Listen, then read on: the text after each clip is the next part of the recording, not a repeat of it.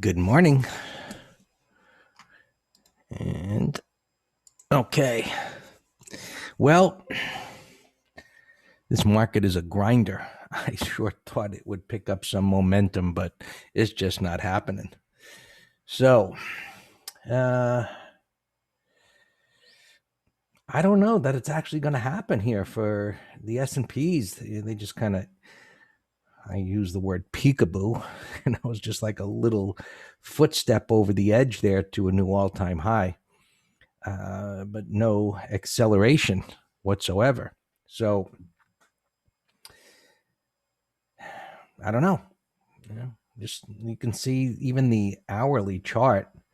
Yesterday there was that little dip to the downside, which continually gets bought every time it happens, and so now maybe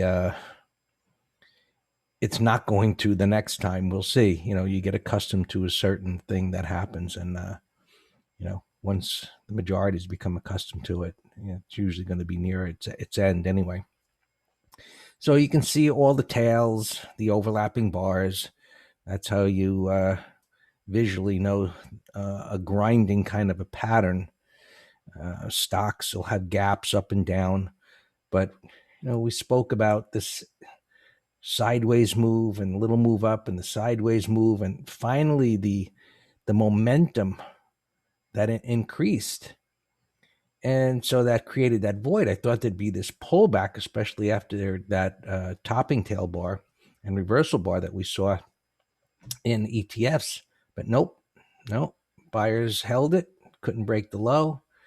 And we've just had this sideways resting period again. So I don't know what's going to move this market. We just sit here and wait. You would think at this point, since it's reached its destination, that there should be a pullback. But pullbacks historically are the best that occur after a move like this. Then maybe you get a dip and a retest at M type of a pattern. We're not getting that. So, maybe they'll just come out of nowhere for whatever reason. Some news comes out and gives us a big red bar or something. So we often say it is what it is. Nothing we could do about it. And patterns like this from this time frame anyway, the best thing to do is just stand aside.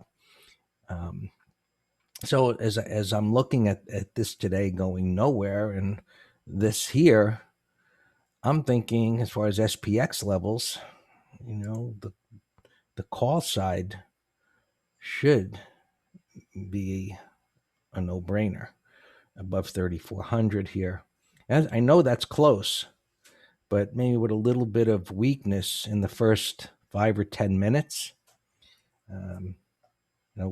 that could be the place to be. So I'll look at the premiums. Trader's already looking 34.10. I would think there's premium there.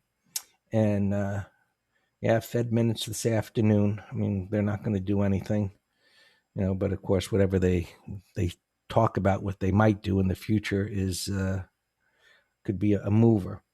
So looking at SPX here, you get a different look on the chart. And so, we've got slowing momentum candles everywhere, and we define that by small candle bodies and ranges. So yesterday there was a dip, and we got a bottoming tail bar. But this bottoming tail bar is occurring, as you can see here, near price resistance after a multi-week advance.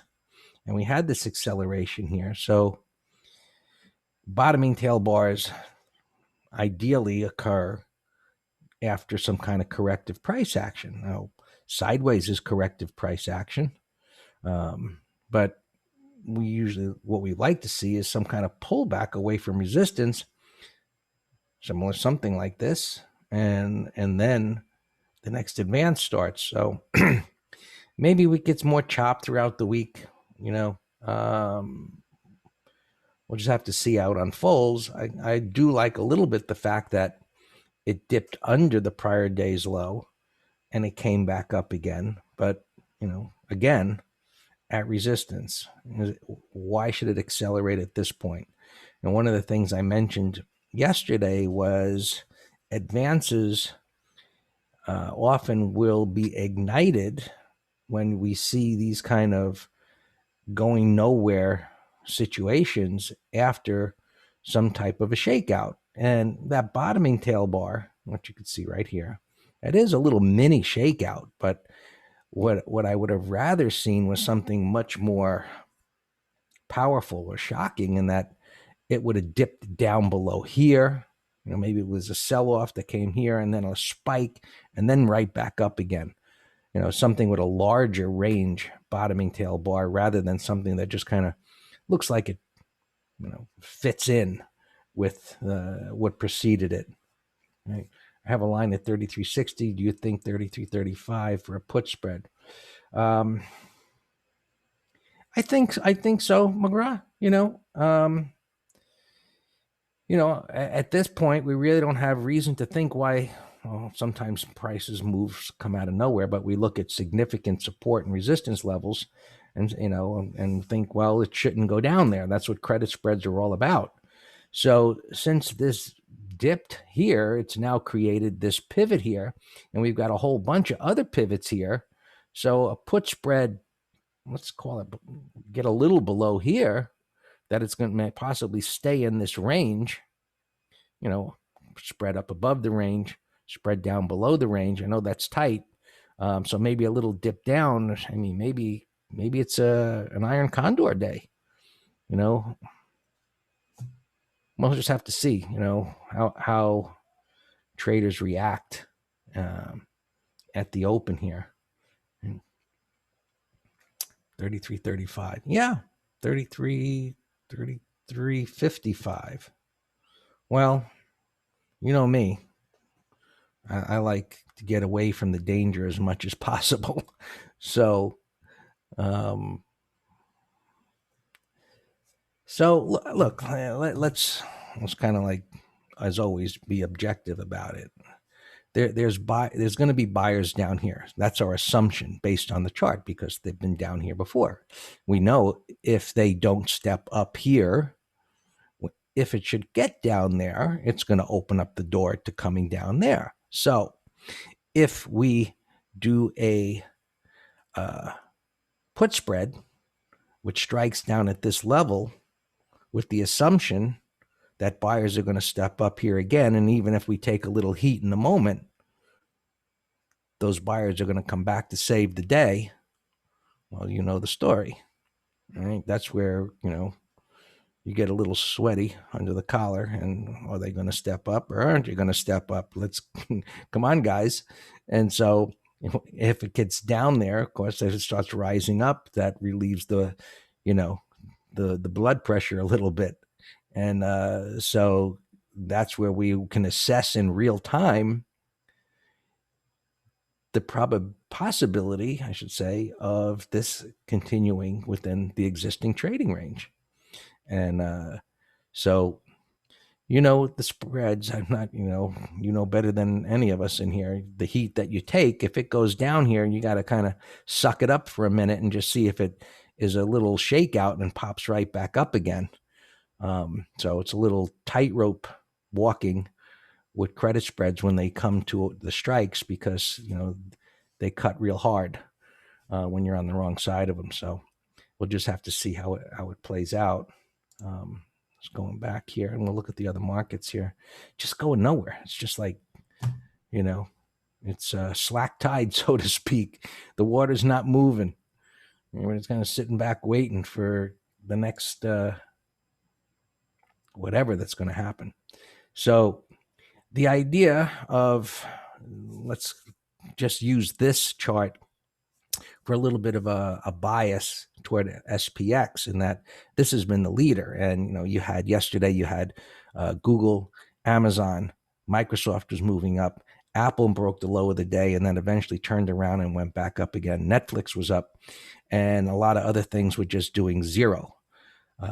So with this 60-minute pattern up here, triple topping and dipping down under this pivot low here, that does give a little not leeway or bias toward the bear call side as well. If the The leader here is going to pull back, and it does have the void. It's got the room, pivot high, pivot high, pivot high, broke the pivot low. It could pull back. And so just kind of thinking here as I look at this and think, well, here's a pretty much of a fluid move. What would be a normal kind of pullback? Well, as you know, we always go with the prior day's low as our first reference point of support. And a pullback to there, we really wouldn't damage this very much since it's in an uptrend. And we'll see. I mean, I guess this is that day's low. Yeah, it's 930. And so this looks good on the short side here initially for a pullback. I'll just assess, where it's going to go. We've got some minor support right there. There's really nothing to stop it from going down. Just looking over here, it's a little extended there. Got a continuation pattern on the 5-minute. And, okay, I see a little shelf right there.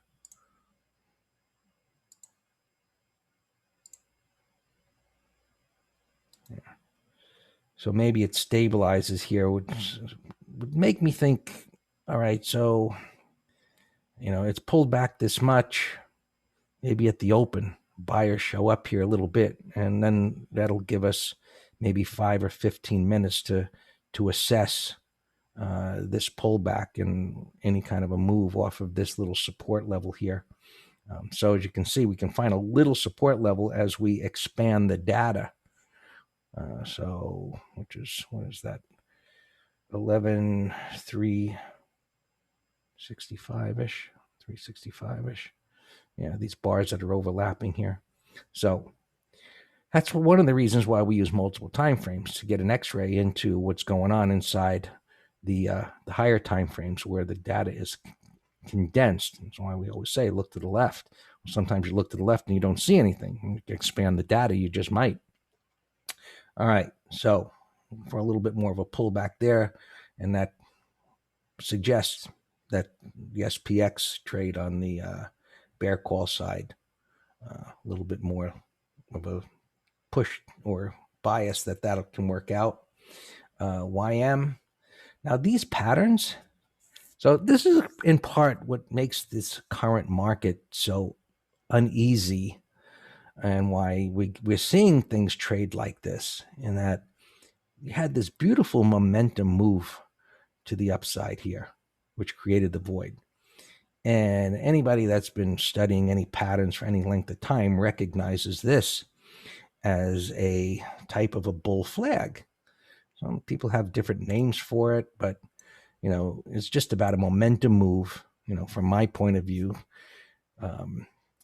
we're always looking at price patterns in a simplistic way of support, resistance. What's the trend? Is it creating support or resistance? So a bear flag is about creating support. And while we don't have any pivot lows here because everything's so damn tight, we have this bottoming tail bar. And so this dipped down yesterday going nowhere. And, this is supposedly like the flagpole. You got this topping tail bar. It didn't break the low. And this little downward sloping wedge flag, call it whatever you want, is suggestive that it's going to go higher. Because buyers continue to step up here, even though this is extended. It's got to be bullish. And so as long as they can hold this area, and so going back to yesterday, reinforcing these concepts, this low volatility going nowhere kind of a pattern, what could ignite it? Well, news aside, I'm just thinking, price patterns. What I said yesterday was maybe we need some kind of spike reversal, meaning like something like this, where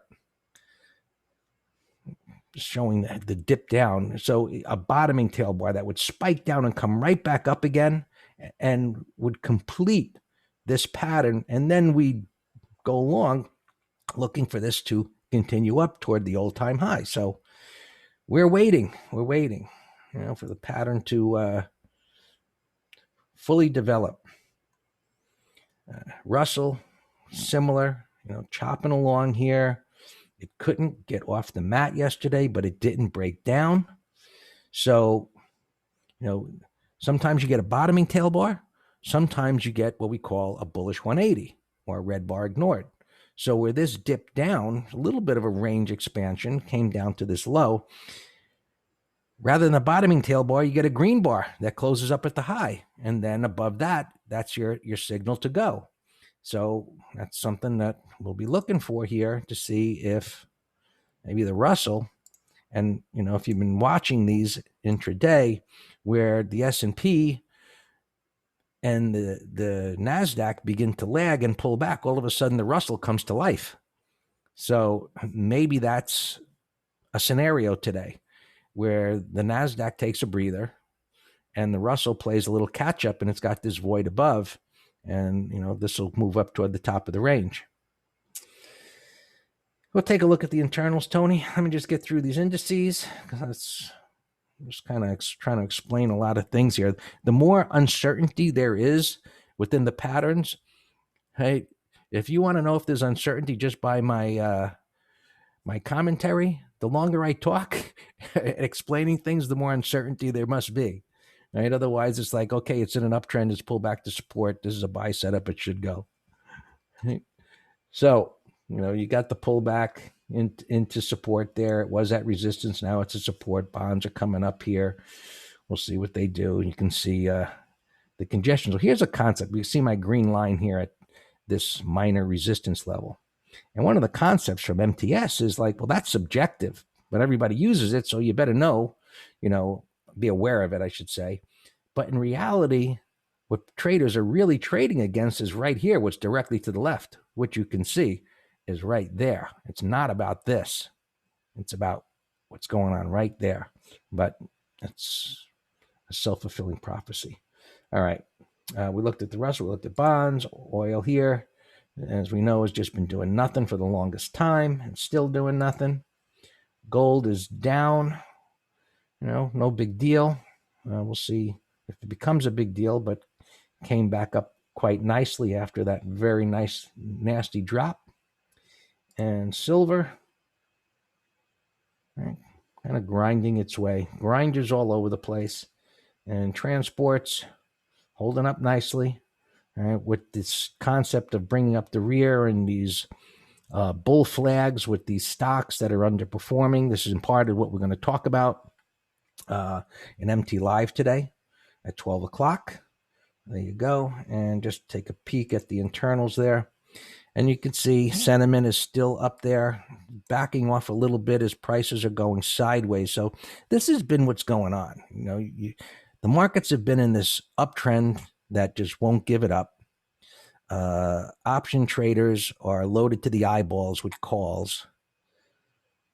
But other than this move right here, I mean, they're not making money because there's no movement.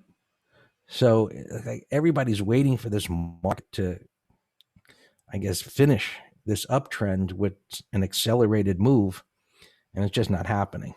And so breadth is deteriorating a little more. So as this pulls back towards zero, sometimes it dips under, and you can see as this been trending higher, it's kind of dips under, but it stays around the zero line. So this is where we got the sell signal, which so far it's just another sideways correction, and now it's dipped down under zero. So this should at this point flip up, and this market should flip up just based on the internals. But again, we'll see. All yours, Dan. All right, good morning. Yeah, all our opens are fine, so I'll go right to gappers.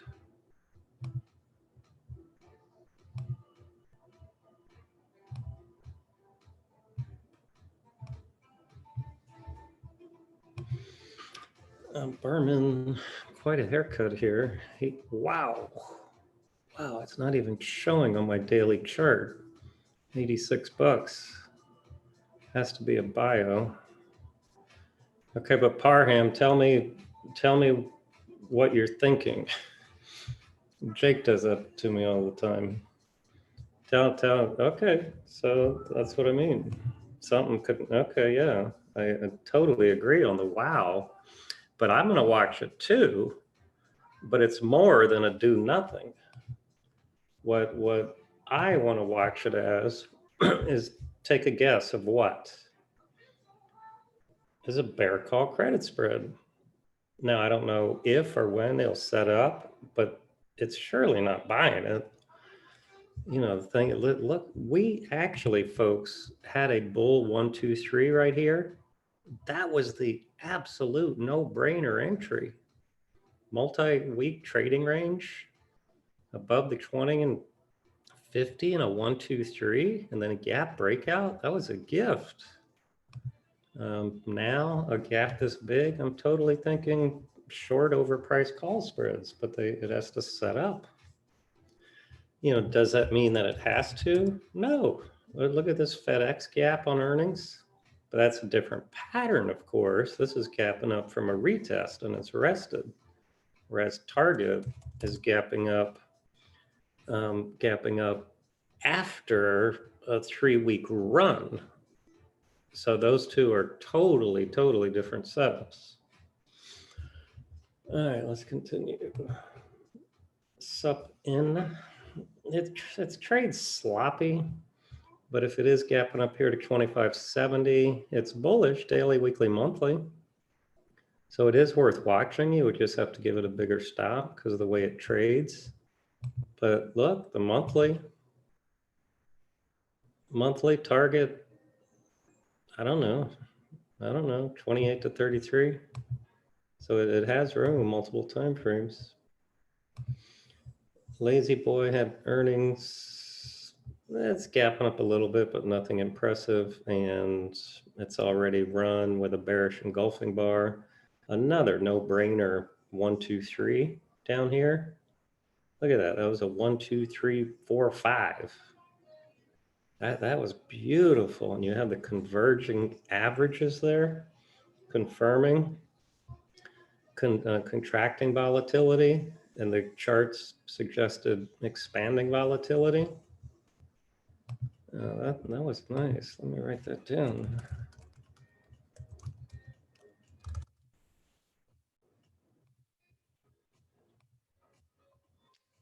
Jack Henry. I can't, it's showing here in my mind are down 13 bucks, but I don't trust that. I see no prints, so I don't even trust it. But my bias, whenever I see something extended into earnings and then gapping up huge, that's just my bias. I'm looking to short it. Doesn't mean I will, but it's my bias. Yeah, NVIDIA has earnings after the bell, correct? Yeah, maybe a play tomorrow. I mean, maybe it's a play today. You know, that's going sideways. If the market goes, that could be a day trade long into earnings. On Target, not so much. Gapping down 54 bucks, bearish gap. So that's retail. So that's really not in the same category as a Walmart Target. ADI, it's a big fat nothing. We'll come back to you. Gapping down 1160. No pattern. We'll come back to you.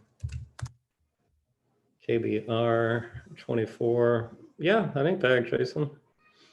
It's right at resistance, but the gap in the pre-market move suggests that it's going to go through it.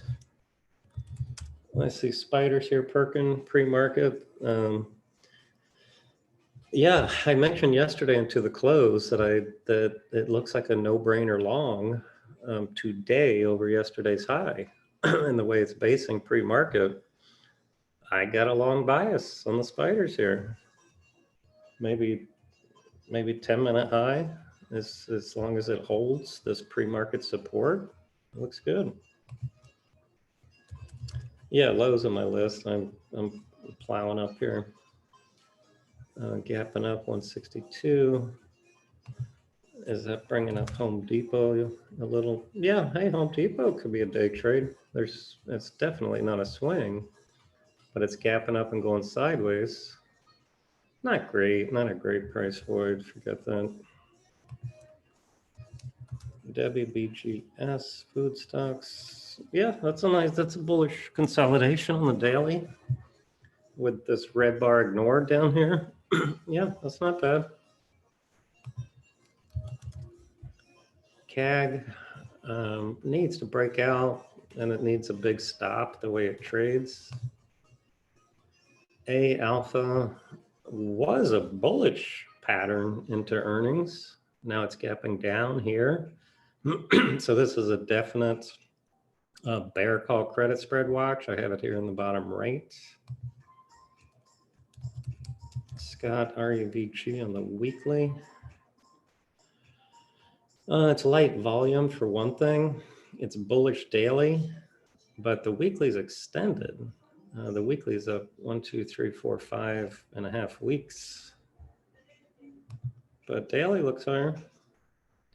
375, gapping way up here, so there's no pattern. Honeywell, Alex mentioned this to me last night as a 60-minute breakdown. Yeah, that looks like a breakdown under yesterday's low for a day trade short. K-Web he mentioned. BCC, I like this as a 1, 2, 3 continuation. BCLI, 1, 2, 3, that looks good. Lima Bravos, a 1, 2, 3, but it's gapping down, and it's, see how the 20 is far from the 50. So that's just telling me it's probably far from support.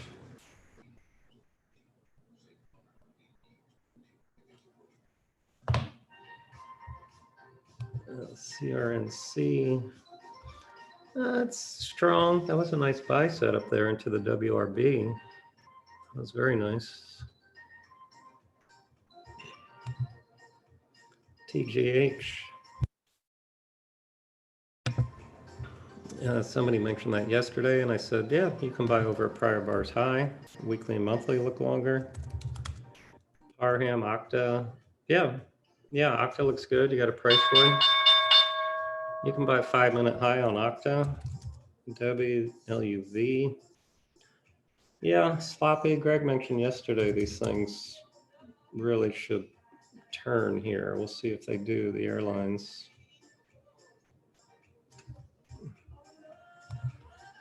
Farm. We'll see if it goes. Elon, if it chops around sideways a little bit more. iHeart, it needs to make the turn right here. Econ needs to break these highs. Kodak had a crazy day yesterday. I don't know what the news was on that. That thing just rocketed 100% in an hour or so. Vips, nasty gap down. Wow. That's not making all these bulls happy at all. That's ugly.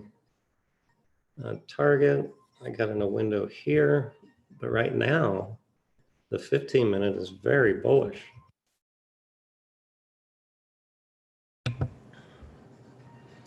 Really on toss. I mean, yeah, we've all had horrendous problems. I have mine open at least and getting quotes. Let me just type in a quote and see how long it takes for data. Actually, I got data within 5 seconds, so that's substantially better than yesterday, last 2 days. LOW. ADI we looked at, doing nothing. Toll had earnings coming in, but it's a bullish daily weekly.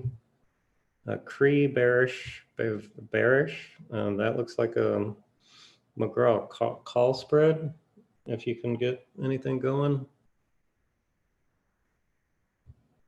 Shoot, our XOP is not acting right. We're still up money though. Take the stop if it hits.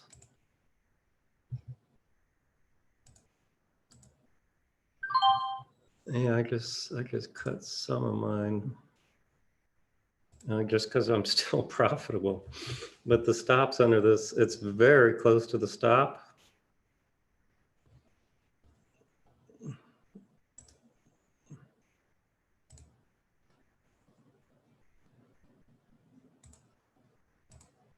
But I'm not liking the reversal on the market right here.